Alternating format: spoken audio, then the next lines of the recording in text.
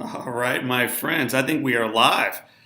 Welcome to Webcast 18, Live Inspired, in studio with John O'Leary. For those of you just coming on right now, we welcome you to our family. We welcome you to in studio, and we welcome you to an awesome conversation on communication plus empathy and how it's going to liberate us to navigate these divisive times. For those of you coming on for the first time, hi. My name's John O'Leary, and I am absolutely floored and humbled and honored to have you here with us. For the rest of us who've been hanging out for the previous, 18 months or so, this is old news for some of us. But we had the longest, or the most significant uptick in new members in the past month. And so I'm going to do a little bit more of the background than we normally do. First, a warm welcome. I want to bring you guys up to speed on the title slide. There it is right now. If you haven't yet commented on how you can really tell when someone is really listening to you, now's your opportunity to do exactly that. You'll notice on that there's a little window box with a little chat feature coming out of it. For those of you not looking very closely, let me zoom in so you can see it nice and clearly. There it is. When you see this generally, it is your invitation to chat with the rest of the community. This is at least a three-way conversation. It's you with me, it's certainly me with you, but it's also every one of us with everyone else tuning in, both in real time, like right now, but also a large group of our followers check it out afterwards. And it's your comments that I pull through that they can also learn from. So I encourage you right now to chat with us throughout our time together, throughout it all, but in particular when you see this little chat feature. So if you haven't yet chatted, why don't you consider bringing up maybe where you're from or how you can tell how someone's really listening to you. You could even share the best part of your weekend or what you're most excited about hearing about today. So whatever it is, I want to hear from you right now. We got a bunch of people tuning in live. Let's keep that conversation going. The journal icon. I don't have a picture of the journal icon, but I do have a picture of a journal. Many of us received a red package, and in that red package was a red journal. Mine's black, but yours might be red. When you see a picture of a red journal on your screen, I ask that you write down whatever I'm asking you, or maybe write down a quote or how you're feeling, thinking, or what your next action step might be. Okay, so consider doing that when you see the red journal icon pop up on the screen. If you have any questions, you can certainly raise your hand and ask through chat. You can ask me at the end of our time together. We always bake in a few minutes at the very end. But you can also email me and us at any point during this program, but also afterwards at studio. So STUDIO, studio, at johnolearyinspires.com. All right, my friends, we are ready to roll forward. This is our manifesto. It is attached to your journal. Some of you received this earlier this weekend, perhaps. Others, man, you got yours 18 months ago, but it's been about 18 months since we read through it. So as one family, one voice, we're going to share today collectively and individually what it is that we believe. When we designed in studio, we spent a lot of time discerning what is it that we're really trying to accomplish and what is it that we actually believe? And this is the statement we came up with. So I'm going to read it aloud, but at home, I ask that you look at the screen and read it with me. If you're in the office, the library, the coffee shop, don't be afraid. Read it aloud. Here we go. A single spark can ignite a mighty movement. We believe this. We also believe that in the profound value of each one of our lives and in the limitless potential within them. We believe each one of us has a unique calling to discern, a mission to embrace, a purpose to live. We believe this.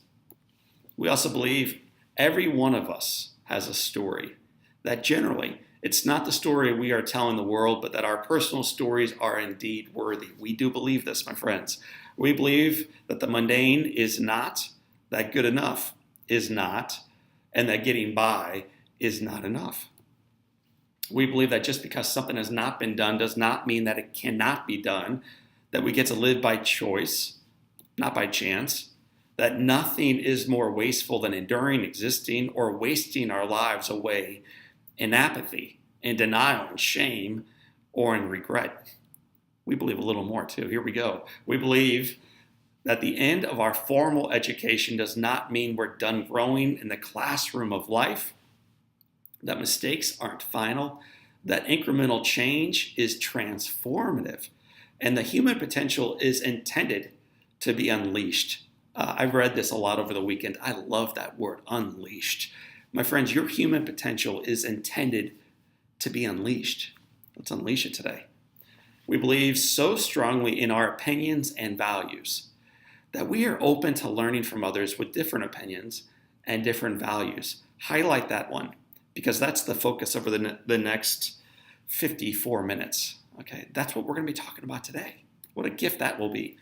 We believe in fighting for things we know matter and surrendering to things that we actually can't control. We believe in the power of love, the gift of grace, the promise of tomorrow, and the miracle of the moment. And then finally, we believe in the truth, and you've heard me say it before, in the truth that the best is yet to come. My friends, this manifesto is part of what we believe in Studio. So what is in Studio? Well, for 18 months, we have been testing out how do we keep going and growing and challenging and making ourselves better versions of ourselves. And we've been promising you a couple things, that this Studio experience is going to get bigger and bigger and better, and it will ultimately go from beta, the test mode, into massively big and effective. The feedback that you have been providing us is being listened to, it's being acted on, and now for the first time we have someone exclusively on board to make our experience, and that's my experience, but all of our experiences even more effective. Her name is Shannon. We brought Shannon onto the team about 11 days ago, and I cannot tell you how fired up my entire team is that Shannon is on board in our Live Inspired In community, working full-time exclusively to support you, to make this experience, both the logistical side, the content side, but also the experience for all of us, even better. So Shannon, my friend, we welcome you to our family. We are delighted to have you. My friends tuning in right now, we got you tuning in from all over the United States. And Abby shared with me from 7 countries. That's awesome. I invite you right now to chat and to welcome our new friend and our new leader, Shannon. She's going to be instrumental in expanding the effectiveness of a Studio going forward. You are going to really like her. And I've already told her that she is going to really, really, really love you. I ask that you keep sharing your feedback with her and with all of us. You can email that or you can chat it in to us right now. And then, of course, you've been a proponent, the feedback at least, and those of you who gave it to us, of a discussion board and accountability partners. Well, the very first thing that Shannon's going to be doing is to help us design up accountability partners and a discussion board. It's something we are already committed to. We are working on that, so get ready for us to launch that out in the weeks to come. I'm excited to reveal that to you with Shannon's help. 2 things as we move into the content itself. Number 1, I'm going full screen on this again. If I can figure it out. You never know for sure. Hey, here I am. I shaved just for you today. I hope it's working for you. Number 1, even if the chat feature's not up today, even if you don't see that icon, I ask that you participate fully, that you engage, that you raise your hand, that you ask questions, that you encourage, that you challenge, that you celebrate, that you let your voice be heard, and then occasionally that you sit back and you listen, you reflect, you take notes, but ultimately you don't judge. Okay, it's the no judging zone today. But participate actively. I'm asking that for you on the front side. And then finally this, if you've never signed up for our Sunday text feature, it's part of your program. You get great value from it. I come into your life on Sunday mornings at about 8:30. I frequently will have a cup of coffee in hand, and I will just talk to you for a couple minutes about what we're chatting about over these monthly conversations. It keeps the conversation moving forward. It's a really cool way. It's already included in your membership. Take advantage of it. So if you're looking for this, please text me at 314-825-2478. We'll send that out later on today, and just text us Studio. Okay, we'll take care of it from there, though. But take advantage of this. It's a gift to you. So my friends, are you ready to go? Yes or no? Are you ready to roll today? Are you ready to talk about communication and empathy and how to navigate these divisive times? If so, say, baby, I'm all in. I am all in. Let's roll, O'Leary. Enough of the housekeeping. Let's start rolling up our sleeves and doing the work in front of us. Perfect. I'm ready to go too. Here we go. I want to lay out for you, and if you want to write down these 3 expectations, feel free. But for those of you who have been hanging out with us for the previous 18 months or so, you know that we've been doing this for a while. We always try to give you a few things to expect on the front side, and then my job is to walk with you. That's together. We walk together toward this finish line of grabbing these nuggets as we move. So piece number 1, I'm going to talk today about owning your bias. And right now, some of us like, dude, I have none, but I'll let you talk to me anyway. That's fine. Have that belief on the front side. You won't have it when we're through because we all have biases. So we're going to talk about owning our bias. Secondly, identify 4 ways to communicate with even greater empathy and, in parentheses, but critically important, and even greater effectiveness. Okay, this is going to be awesome in a marketplace that is so divisive, whether you're talking about macroeconomics or the political spectrum or what's taking place in our offices or hospitals or education platforms or in our homes. Thanksgiving is coming up in about a month. Oh, there's going to be some hot conversations around that table. I want to give you 4 ways to identify so that you can communicate with greater empathy, greater compassion, but also greater effectiveness. Okay, I want your point to come across. And then thirdly, commit to 1 strategy that you will practice throughout the week ahead. You ready to roll? Yes, baby, let's go. All right, let's talk about owning your bias. I'm going to take you way back in time, 1994. Anybody remember this? For those of you who are babies in the room, the 18-year-olds, I know we got some young folks in the room. Maybe you're still in college or you just recently graduated. You may not remember this. But for those who are a little bit more experienced than you, we certainly do, because we know where we were when that police chase was on. We watched diligently, probably too much so, the proceedings of the courtroom shenanigans between the 2 sides arguing their cases. We watched the main star of this thing, O.J. Simpson, trying on gloves and everything else, and Mark Furman and all these other characters that we remember back from that case. And you probably know where you were when it came out. The jury announced not guilty, not guilty. One side of the aisle was shocked, totally shocked. And the other side, you see OJ right there, fired up, man, fired up, not guilty. Where were you when it happened? You want to chat that in? Go for it. I'll tell you where I was. I was in class, believe it or not, Mom and Dad. Yes, I was. I was in class, a freshman at college. I believe it was September 23rd, maybe. The date's close to it. September 23rd, 1995. I was a freshman in a fairly large history class. We watched it live. They announced not guilty. And then something shocking happened. Okay, I'm going to go full screen on this one. All of my friends, all of my fraternity brothers, the ladies and gentlemen who were seated next to me who happened to be African American, leapt to their feet in celebration. They were fired up. They were fired up. And all of us who were white were shocked that the verdict came back not guilty. We could not believe. How could they think that he was not guilty? We were so sure that OJ was guilty. And yet my dear friends, and I love these guys then, I love them still now, who were African American, they leapt saying, yes, we knew it, we knew it.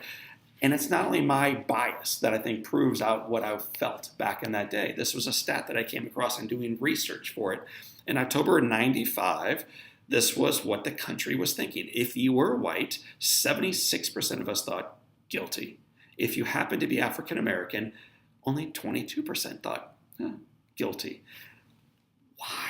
And also, not only why then, John, why are you bringing this back up to us right now? Why, don't talk about race. And if there's one other thing you should not talk about in studio, don't talk about politics. So I'm going to do something horrible in talking about both today. Okay? Because the reason I thought about O.J. Simpson, the reason I thought about that case, the reason I thought about the divide in my classroom, in my fraternity, in my dorm room, was because I saw this same thing, the exact same thing happen a couple weeks ago. The exact same thing. I checked into my hotel room in Nashville, Tennessee. For those of you who tune in from Nashville, baby, I welcome you from Nashville. But I checked in late night into Nashville, Tennessee, flipped on the television on channel 6. Okay, as you go up from 1, 2, 3, 4, 5, 6, MSNBC. And as I watched the proceedings on MSNBC, I saw this gentleman painted as one of the most horrible human beings in the history of the world. And there were people coming on who knew him from college and from high school and from grade school and from dormitories. A horrible, horrible person. And all these expert panels were gathered around talking about what this guy was like and what a horrible human being he was. I watched for a moment. And then I flipped up to channel 1, channel 7. And there's a different channel.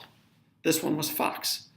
Fox had brought in a table of people from his grade school and high school and college, a roommate, law mates from Yale. It brought in decades worth of people who worked alongside of him.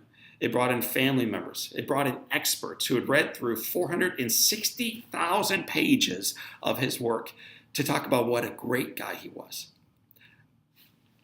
Two sides looking at the exact same person, supposedly the exact same facts, coming up with completely different, divergent realities. So I went up one more channel and I tuned into something different that night. But I think for us who are paying attention to what's going on in media, it's not surprising at all that those of us who are tuning in to Fox and tuning into it generally saw this guy for what we thought he was. This guy who may not be perfect, but a very worthy candidate. Passed him through 51, one person dissenting. For those who saw him for being a dreadful candidate and a broken guy and a horrible human being, maybe today, but certainly back in his past, 49 of us voted against him. Only one went the opposite direction. None of our opinions, therefore, changed after days and days of deliberations and heartbreaking testimony. The mindset that we brought into the conversation did not change at all. Lady Justice, it turns out, is not always blind. This matters, my friends. You may not like hearing this, whether you're Republican or Democrat or you're mad at me right now or whatever is going on. I think it's important, not that we run from talking about the divisive stuff, but actually that we run to talking about the divisive stuff. So how do we do this? Well, one way we can do it is go online. You could go to Facebook right now or Twitter or anything else that we're doing. And what you will find is breaking news. And by the way, the breaking news that is now being funneled to you, this is really important that we recognize, there's an algorithm. It is giving you exactly what you want to hear. So when you feel one way about an issue, guess what the breaking news is?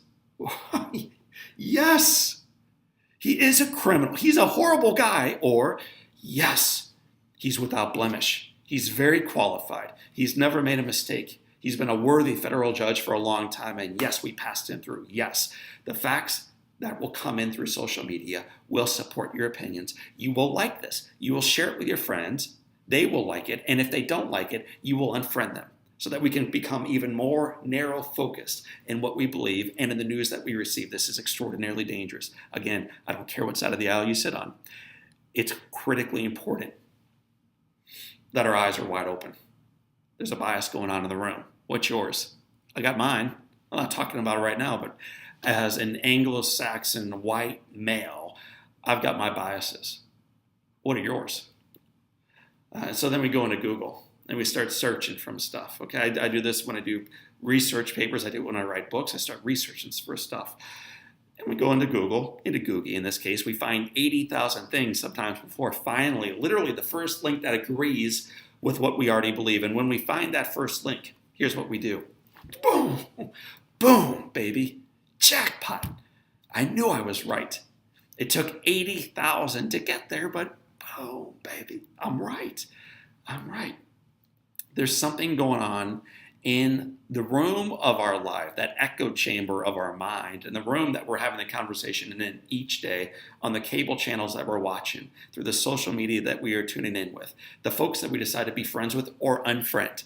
We have a confirmation bias. So this is something I encourage you to write down. For those of you tuning in for the first time, that little icon on the bottom right, mine is black. Yours may be, or it may be red. The icon is red, so grab your journal. I'd like you to write down the definition for a confirmation bias. Here we go. It's also called a confirmatory bias, or I like this one, maybe even the best, my side. Come over to my side, and then we can be friends. the my side bias. It's the tendency to search for, interpret, favor, and recall information in a way that confirms our pre-existing beliefs and hypothesis. I'd like you to write that down because we have this going on in the room. It's going on in your workplace. It's going on in your church or synagogue or coffee shops, the music that you listen to, the folks that you follow on Twitter or Facebook. It's going on Fox. But as much as you may hate Fox, it's going on MSNBC. It's going on everywhere, confirmation bias. It's a type of cognitive bias and a systematic error of inductive reasoning. It's why I think the most sophisticated firms and education systems and leaders in life, and my friends, it is my hope in studio, we're part of this. We try to tackle that bias by broadening the view that we're borrowing from, because it is actually possible in life that I'm not right. I know it's hard to hear that sometimes, but it is in fact possible that my opinion may be wrong on this one. So it's really important that we expand the circle. For those of you who get my Monday morning newsletter and you read it today, I shared a very cool poem about the cold within. Okay, we'll send that out today as part of our follow-up with you. But it is important that we surround ourselves in the campfire of life with people that think and act and look and vote very differently than we do, and that we participate fully with them, or we will die. We will die of the cold, not from without, but from within. So one more thing you may want to write down. This one's an O'Leary quote. Everything you look for and all the things that you see have powerful ways of proving true whatever it is you wish to believe. With every word that Kavanaugh spoke, to pull up a very divisive topic, if you came into a viewing one way, his nomination and his credibility, just about everything he said was proof that you were right. The anger that you saw in front of the Senate was, well, of course, if you're being wrongly accused of something, would you not be angry too? I see that perspective. But if you saw from the other perspective, look at it. I saw many people saying I had an alcoholic father, and the way he spoke looked a lot like the way my father would speak. Everything you look for and all the things that you see have powerful ways of proving true whatever it is you wish to believe. It's a beautiful rhyme, but it's also true in our life, my friends. It's part of our bias. So here we go. We're going to talk about owning your bias. Okay, 4 things. Number 1, I just want you to reflect on these. Don't write them down. You don't need to send them back to me through the chat feature. But where are the places in your life where you are at risk?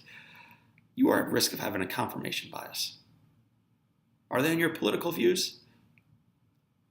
They in the way you view economics? They in the way you view race relations? Gender equality? Then the way you view how you spend your money or your time? In what places in your life are you at risk of having a confirmation bias? Number 2, if your answer above was nowhere, O'Leary, please go back to number 1 more time. I'll read it again so you can actually answer it honestly this time. In what places in your life are you at risk of having a confirmation bias? We all have it. We all have it. All right, perfect. Number 3, how might it negatively impact you as a citizen? How might it negatively impact you as a neighbor? How might it negatively impact you as a leader within your business? And how might it negatively impact you as a leader in life? Your way or the highway may not be working for you and for those you serve, my friends.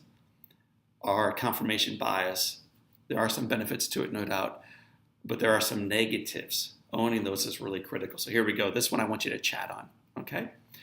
For those of you tuning in for the first time, and it's our largest group ever, September and early October, baby, we welcome you to the family, whether you're tuning in live or you're coming in late through the archive feature. I'd like you to chat this to me right now. What's one thing that you can try this week to begin seeing beyond your own bias? If you watch politics passionately and you sit on one side of the aisle, could you consider watching for a week the other side? Could you? Could you consider taking a friend who has very different beliefs than you, racially, politically, whatever it may be, out to coffee, just having a conversation? By the way, maybe without screaming at them about what it is that they believe and why. Could you? So what is one thing you can try this week to begin seeing beyond your own bias, okay? Maybe just writing down areas where you may have that bias, just to be self-aware of it. I'm going to give you about 10 more seconds to type that in. I'm tracking with you right now what's going on. So keep those comments coming. I'm going to play for the rest of us a little video that speaks to those biases. This video is 4 minutes long, but it is a worthy 4-minute commercial. So chat in with me right now. I'm going to go full picture while I blow this thing up. Here we go.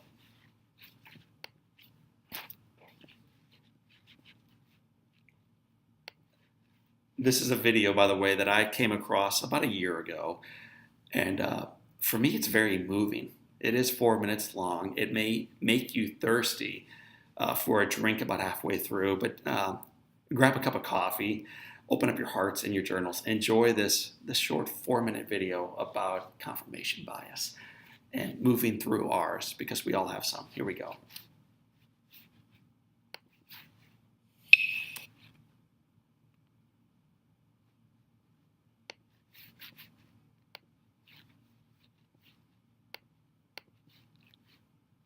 All right, I want to make sure it's full. Here we go. Now I'm live, baby.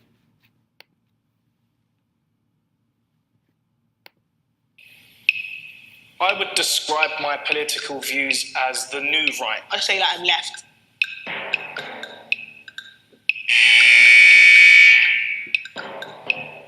Feminism today is man-hating.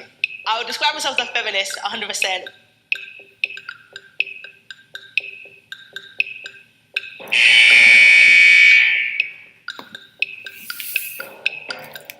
I don't believe that climate change exists. We're not taking enough action on climate change. I think it's about time these people got off the high horse and started looking for credible problems that actually exist. It's absolutely critical that trans people have their own voice. That's not right. You can't, you're a man, be a man, or you're a female, be a female. Women do need to remember that we need you to have our children. Could I be friends with someone that said the women's place is in the home? Right, okay, well, I'm an expert at flat packs. If you've any trouble, just watch me. So it looks like I've got your instructions here. I think so. Let me help you. Is it just that bit there?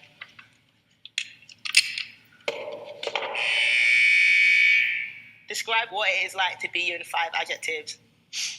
Okay. Frustrating. Dedicated. Opinionated. Lucky. Ambitious. Offensive. Solemn. I have ups and downs. Strong. I want to say attacked. Misunderstood. Name 3 things you and I have in common. We're both male, we're both confident, and we're both loudly spoken. We know each other better than people who've known each other for 10 minutes should. You seem quite ambitious and positive, and you've got this really, got a glow.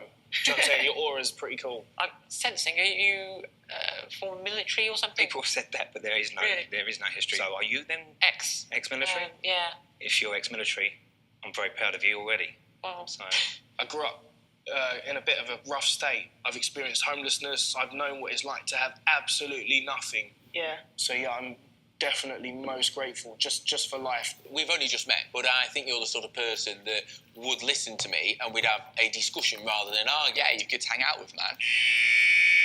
let's go. My chance. Goodness sake. You're right, mate. Fitter than I look. Perfecto. Oh, yeah. There you go. So basically, I think we just built a bar. Yeah. Okay. Here, each take a bottle and place it on its corresponding markings on the bar. Attention, please now stand to watch a short film.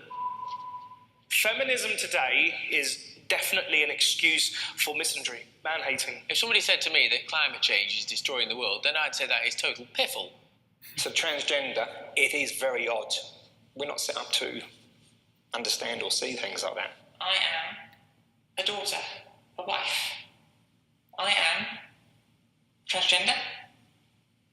I feel like the battle for feminism definitely isn't done. The fight is never going to be over, if I'm honest with you.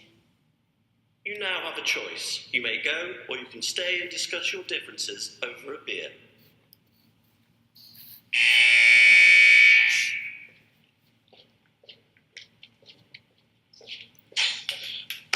I'm only joking. You had me for a second then. Well, I'm having a drink. I'm having a drink. Yeah. I want to discuss. Beer. Yeah, beer and discuss. Cheers. At the end of the day, mate, About I've reaching enjoyed out to working people, with you. yeah. And, even if you wanted to convince people about your point, the productive thing to do would be to sit down and have a beer. Engage. I've been brought up in a way where everything's black and white, but life isn't black and white. Yeah, I'm just me. Yeah. Smash the patriarchy. I'll give you my mobile number, you give me yours, Uh-huh. and we'll keep in touch. I'd have to tell my girlfriend that I'll be texting another girl. She might get upset with that, but I'll have to get round that. I'll have to tell my girl. All right, my friends, that is a commercial for our dear friends of Heineken. So who knew that we were bringing this Live Inspired in studio to you today through our friends at Heineken? I don't think I'm trying to sell you beer right now, though. I think I'm trying to remind all of us, and myself included, of the value of knowing that there are biases that we come into every conversation with. And yet, when it comes down to a person-to-person conversation, it is amazing to me how frequently, instead of the wall being built between us, a bridge is built so that we can continue the conversation. I don't think you need to be pounding Heinekens to be doing that. But I do think you need to be open to it. To first identifying that you have a bias. But then secondly, identifying the fact that the person seated across from you, like you, might even be a human being and might be worthy of being compassionately listened to and maybe even understood. And as I'm seeing your chat features coming in, it seems to me the consistent theme, our topics that we're passionate about are varied. But the need that you have, and you've challenged yourself, is to listen compassionately to them. That's not taking place in the marketplace very frequently. I want to share with you, when you're done watching that video, there it is. Scroll down, and I'll send you the video link to the Heineken commercial later on. But if you scroll down, the first 4 comments. Let me just read you how snarky the world is these days. The person who is adamantly against trans people wants to stay in touch with a trans woman? I don't buy it. Remember, they're probably getting paid for these commercials. 24 likes. I love the sentiment of this ad. However, as a conservative, I feel the fact that everyone who represented the right side ended up backing down compromises both sides. The third, it would be a lot more realistic if they just got smashed and then beat the crud out of one another. And then go on from there. There were 74 comments on this video, and I believe the vast majority, I think I counted 56 of them, were negative. My friends, this is the community that we cheers our Heineken bottles to and sip our cafe lattes in and do our work elbow to elbow with colleagues around us in the office place of life. How snarky, how cynical the marketplace is. So we must first identify our own bias, but then critically so, and this is the meat of the content coming at you right now with 27 minutes left to share it. Identify 4 ways to communicate with greater empathy, with greater compassion, which the beauty, greater effectiveness.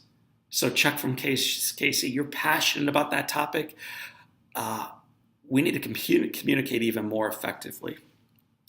Julie and Caitlin and Skid and Mark and Nancy and Susan, everybody else is tuning in, as passionate as you are about that topic, whatever it is for you. It's critical that we identify 4 ways to communicate with greater compassion, greater empathy, ultimately greater effectiveness. Okay. It's not me versus them. It is we. Okay. So let's talk about that. I want to give you 4 topics. You may want to write these down. I encourage you to write them down in your journals. Number 1, own the conversation from the start. Don't wait. This may not make perfect sense to you quite yet, but I believe by the time I share with you what I'm talking about here, you'll understand exactly what I mean when I say own the conversation from the start. Don't wait. Secondly, choose to actively listen as if they are the only person, because they are. They are. Thirdly, Be passionately curious as if it actually matters, because it does. I hope you're writing these down. We're going to go deeper into each one of these, but this is the outlay. Here we go. Number 4, argue to win the other side of the argument, and then we will win that thing together.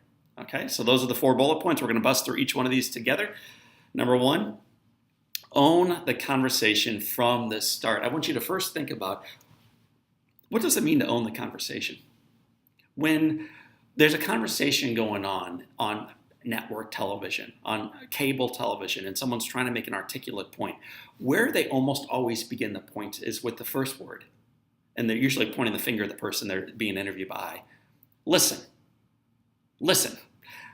Watch TV tonight if you want to take that brutal challenge and see what they're all talking about. And watch and then listen to how frequently the conversation begins, listen. And then they make their point, listen. So that's, I think, what we believe it means to own the conversation. We want to make sure everyone's listening to us right away. So we point our finger into their face, and then we raise our voice. And if they start raising their voice back, we'll raise our louder, because we can scream. We'll bring a bullhorn if we have to.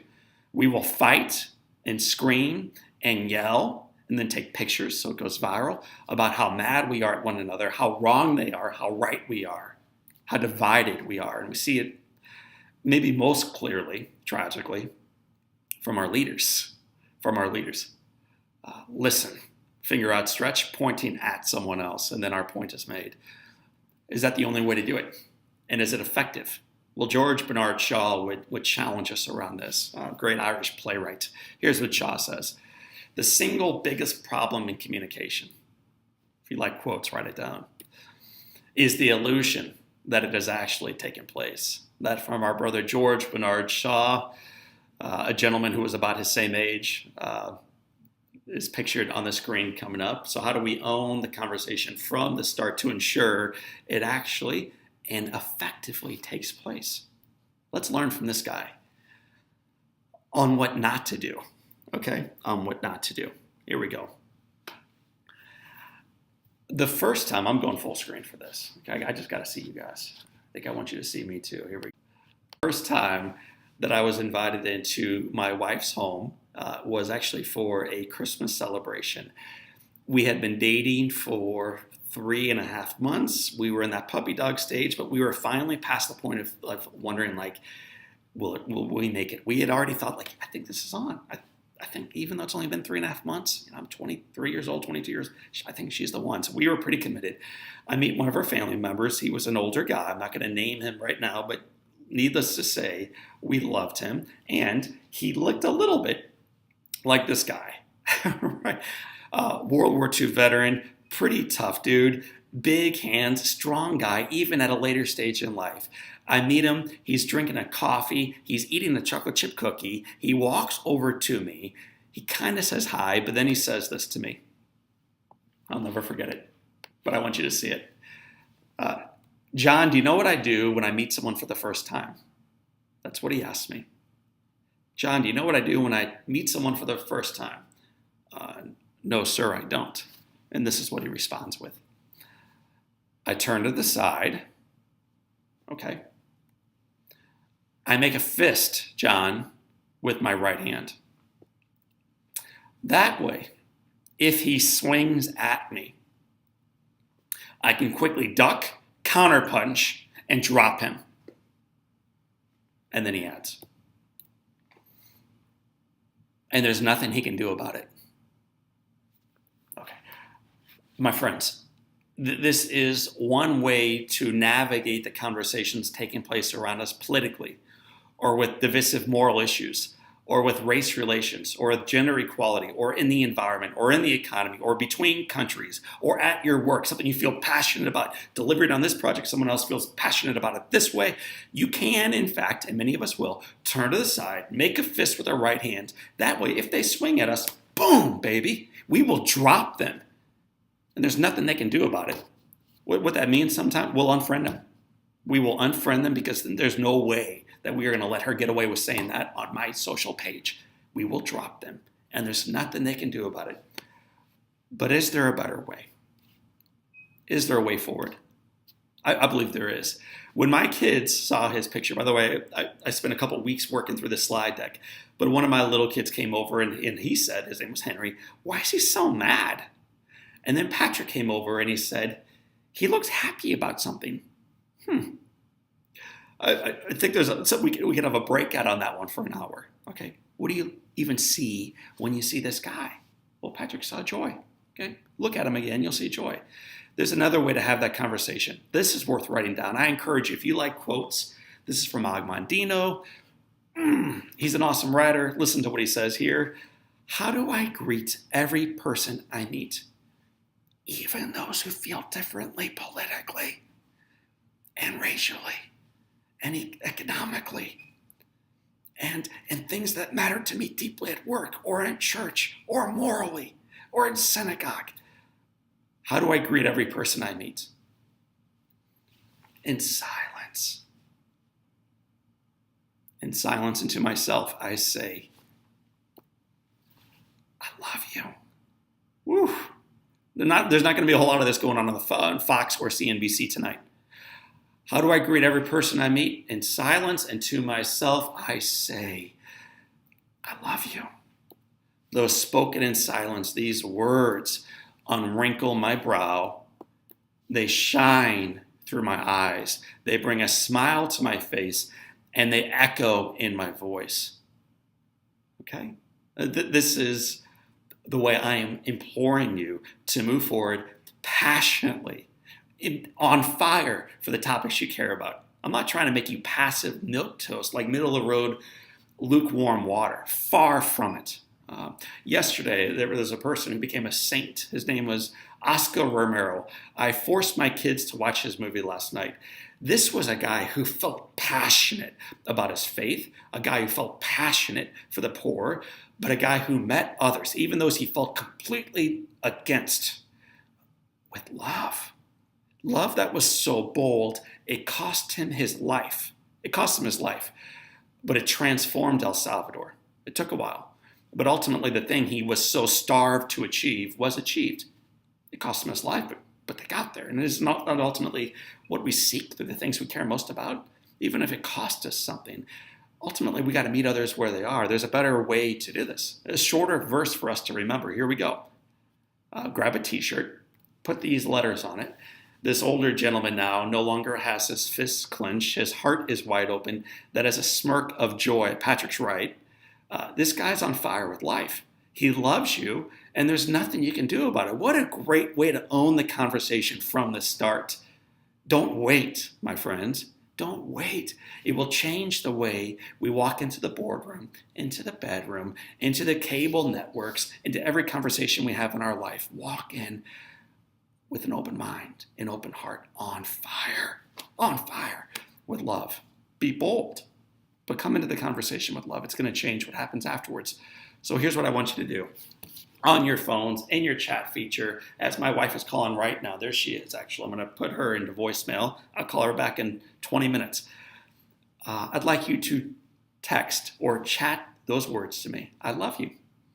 And there's nothing you can do about it. While you type that, though, realize that you're typing them not to me, but to someone you disagree with. Maybe it's an argument you had this morning with a partner, a spouse, a child. Maybe it's one that you had 4 years ago and you haven't talked to that person since. I love you. There's nothing you can do about it. So text that to me right now, but recognize you're not sending those words onto me. You're sending them out into the marketplace that longs to hear those words, not necessarily aloud, but in your actions, in your boldness, in your life, in your joy, in your smile. And after you hit send on that, I ask you also to grab that journal and to write them down. I want you to remember this.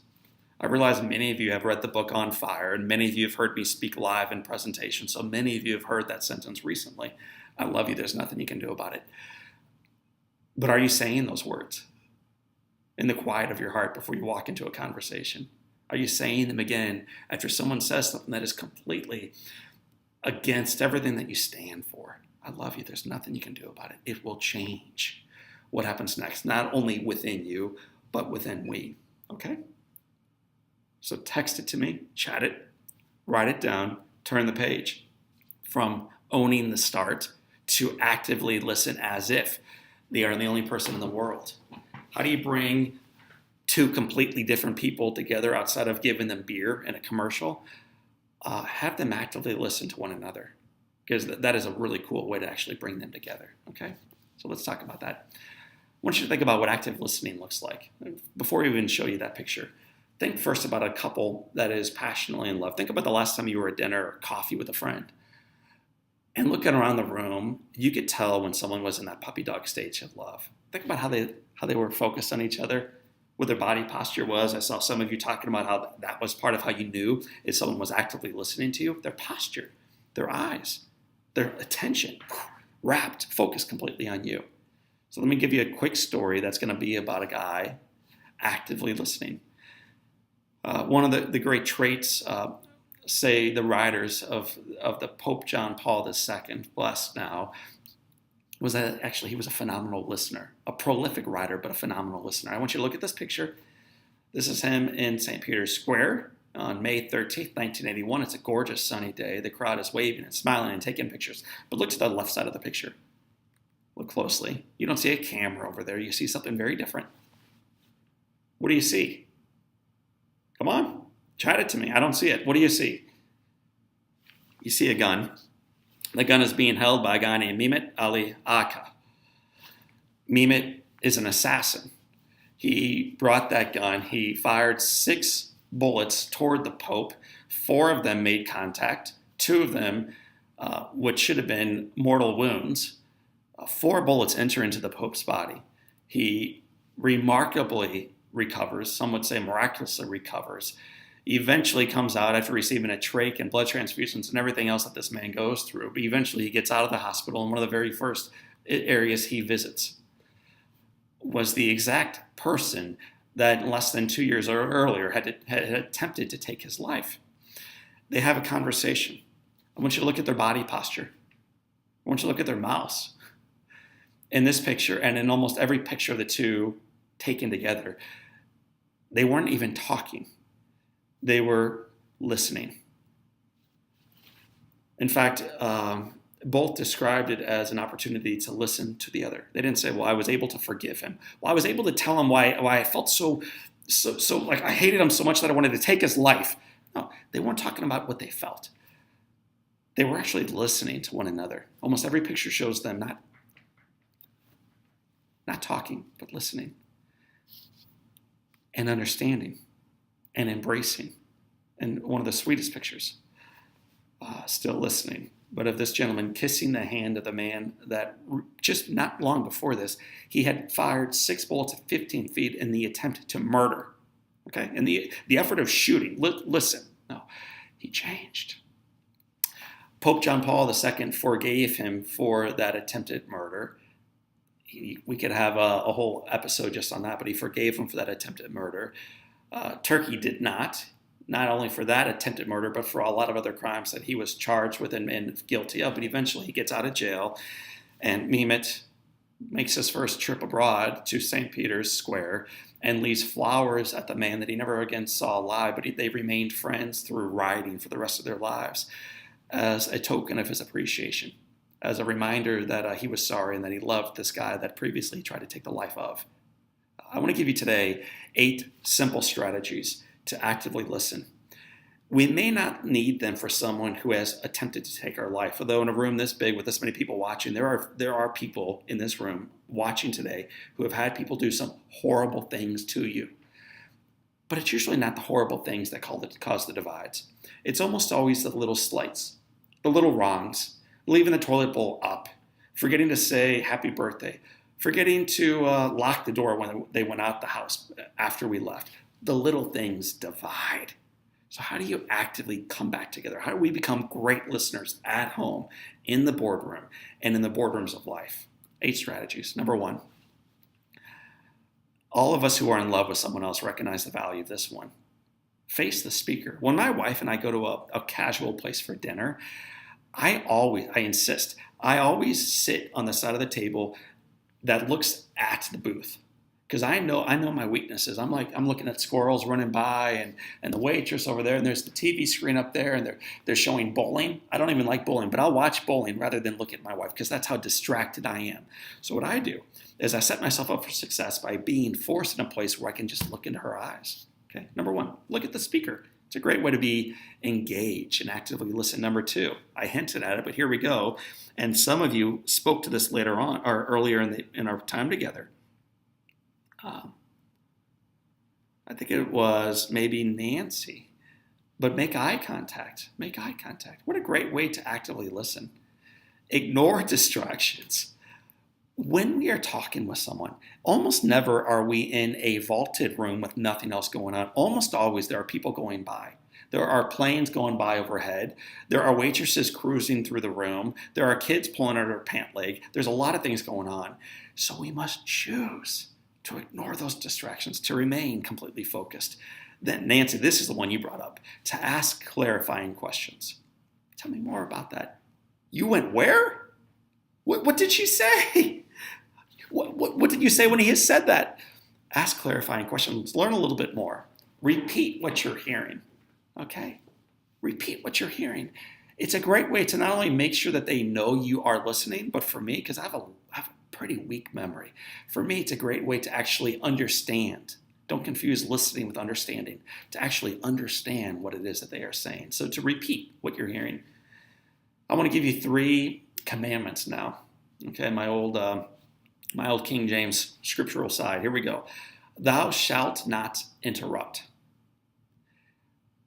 If you happen to find yourself at a coffee shop today or eating lunch by yourself later on today, watch the frequency of people one-upping the person they are having a conversation with. Watch how frequently they are interrupting. Okay, we shall not interrupt. Okay, wait for the period. Wait for the period. Secondly, thou shalt not one-up. One-up means this. John, when I was 10 years old, I fell out of my tree and I badly bruised my shoulder. Oh, you did? My gosh. Well, when I was 9 years old, I was blown up in a gasoline explosion, trapped for a couple minutes, burned for 2.5 minutes, spent 5.5 months in the hospital, lost my fingers, spent 2 years in recovery, but now I have the opportunity of traveling the world teaching others how to truly live. No, thou shalt not one up. You bruised your shoulder? Repeat the first 6 steps. Tell me more about that. Did it hurt? Does it hurt still today? Because sometimes that does happen. These wounds from earlier in our childhood can remain with us for our entire childhood because we shall not one up. No, not in the active conversation. Then finally, don't judge.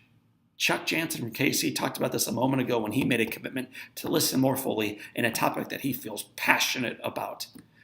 Man, I'm not going to judge. I'm not going to judge someone else for their experience. I'm not even going to judge them for their beliefs. I'm not even going to judge them when they're yelling at me. I'm going to love them. It's going to change the tenor in the room. It's going to change me first. And believe it or not, here's the beautiful thing. Oscar Romero's life is proof of this. Eventually, it is going to attract others to my belief through quietly but firmly loving them, by reminding them of truth, but loving them where they are. Thou shalt not judge. We shall not be judged. We shall not judge. There are 2 more. We got 8 minutes to land this plane. And my friends, I intend to land the plane, so I'll wait for it. Be passionately curious as if it actually matters. It goes back to asking the clarifying questions. But I want to make sure we understand this so we actually implement this. Here we go. Curiosity opens doors. Blame, judgment closes them. There's not a whole lot of curiosity going on in television these days. We have come to the conversation. We've come to the camera lens already with our opinions very firm.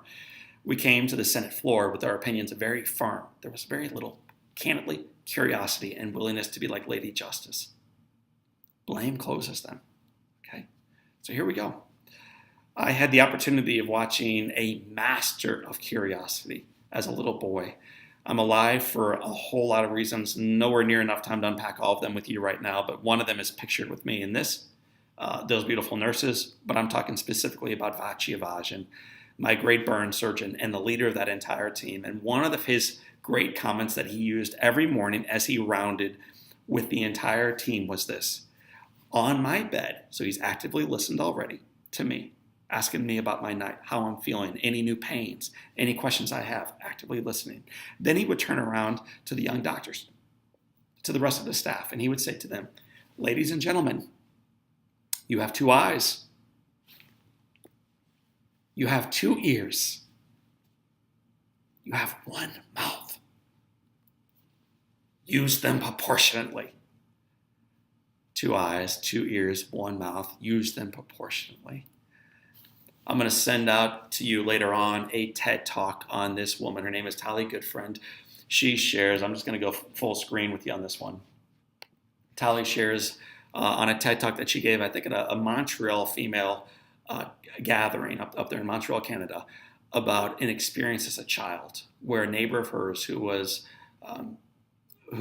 Palestinian lost his life. She talked about what that meant to her.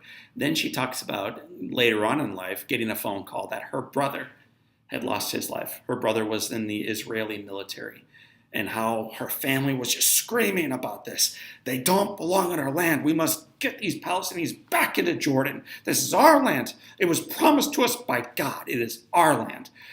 So she's trying to make sense of this. How did a Palestinian boy lose his life? And now my brother has lost his life, and she's grieving this, and she's mad about this, but she's not sure what to do with this. So she goes to a little clinic called Compassionate Listening. She goes to this place on compassionate listening. When she walks into the room, they're all seated in a circle, but what she's shocked at is this. There's a man standing, screaming about how the Israelis are wrong, about how they are murderers, and they have hijacked this country from the Palestinians. They have no right. It blew her away.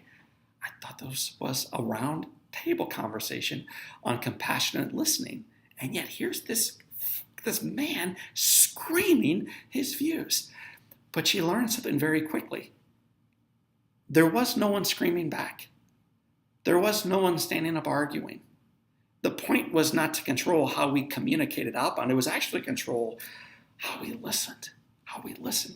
So they came around this little room and they sat in a circle and they would ask themselves just 2 questions. It's the only 2 questions you could ask. You couldn't yell back how wrong you were. You could only ask 2 questions of the person speaking. Number 1, it's part of compassionate listening. Number 1, these are worth writing down. Can you tell me more about that? Why do you feel that way? Not from a lens of judgment or anger or you're wrong and I'm right. I'm going to prove it to you once you answer this question, you fool. No. You're doing it from a place of compassionately meeting someone where they are. Question number 1, please write it down. Can you tell me more about that? Well, we have been taking care of this land for a couple thousand years. All this stuff that the Palestinians actually may feel. Okay, fine. The second question, why does that matter to you?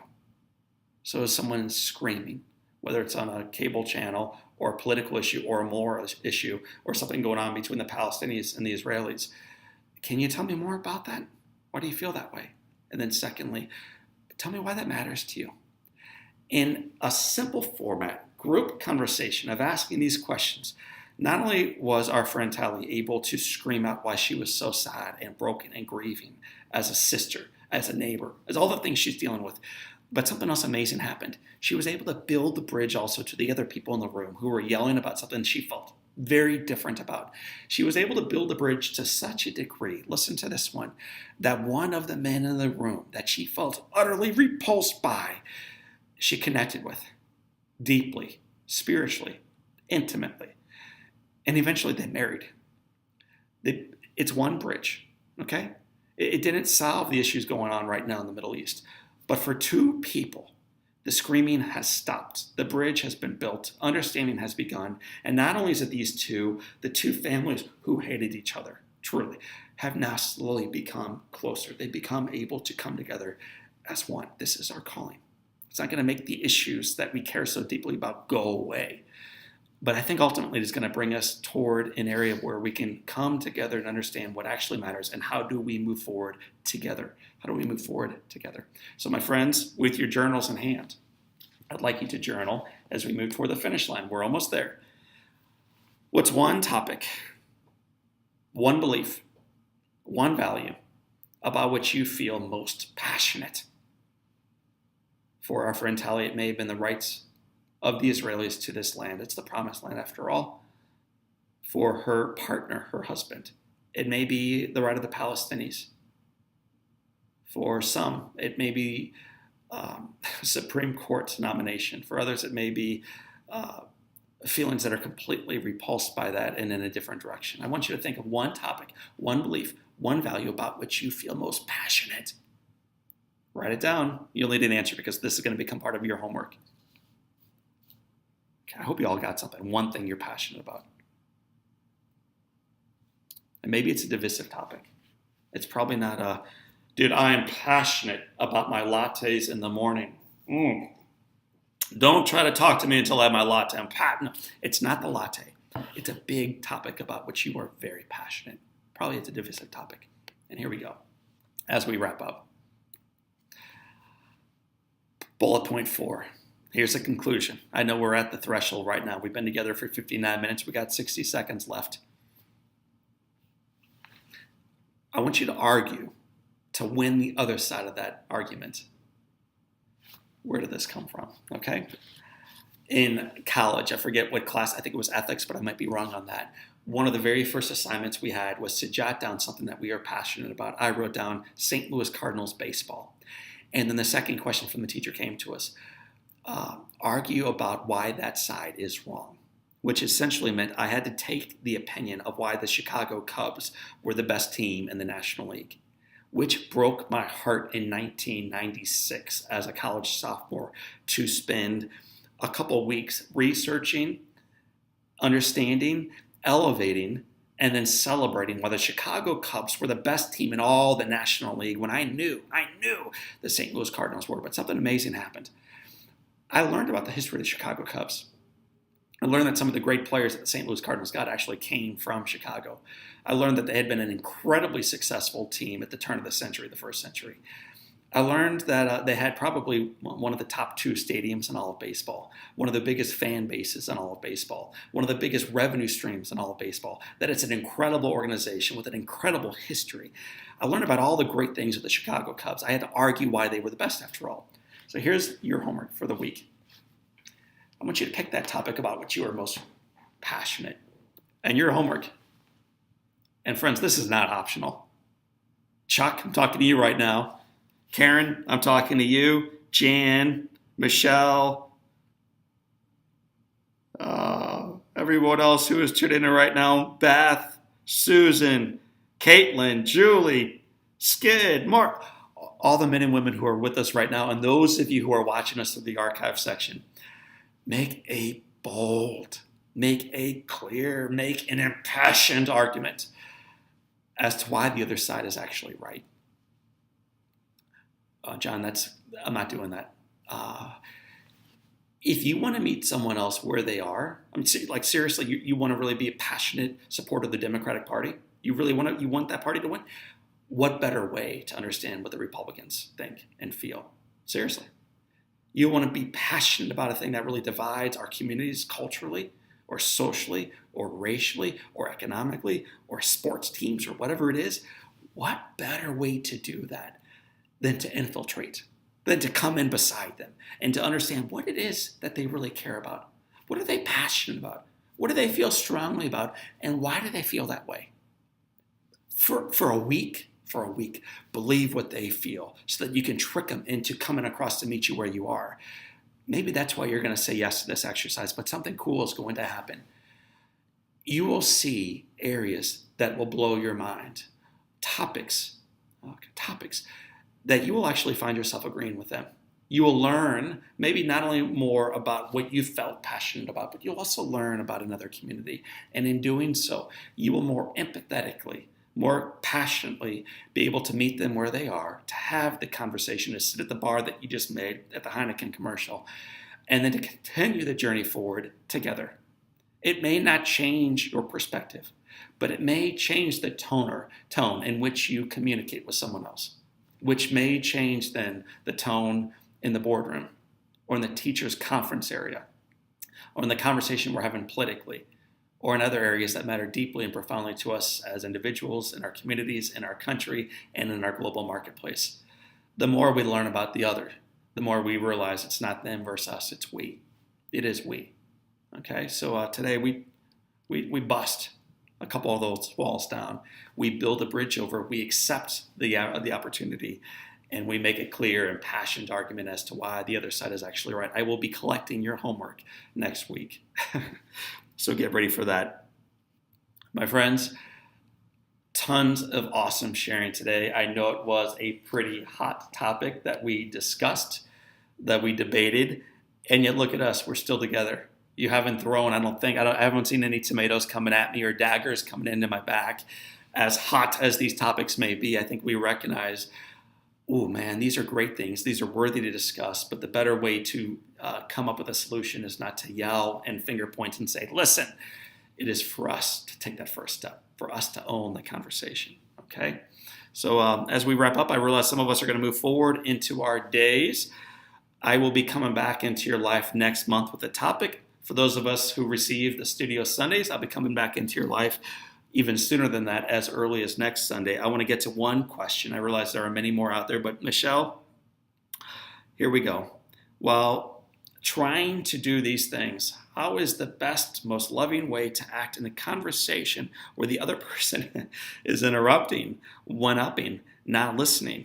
Sadly, I end up following suit no matter if I'm trying to or not.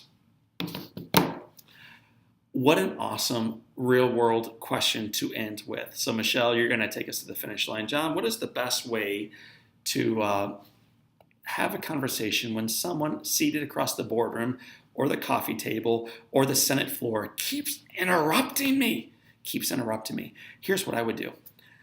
I would give them the majority of the time. I would listen. I would be reflective. I would ask myself 2 questions, and I would ask them aloud. Tell me more about that. Why does that matter to you? Tell me more about that. Why does that matter to you? As they're talking about things that are making me repulsed, I would say these words quietly. I love you. There's nothing you can do about it. And then as our time moved toward its appropriate conclusion, whether that's the 20-minute boardroom, the hour conversation, or the 3-month conversation going on within the Senate, I would say these words.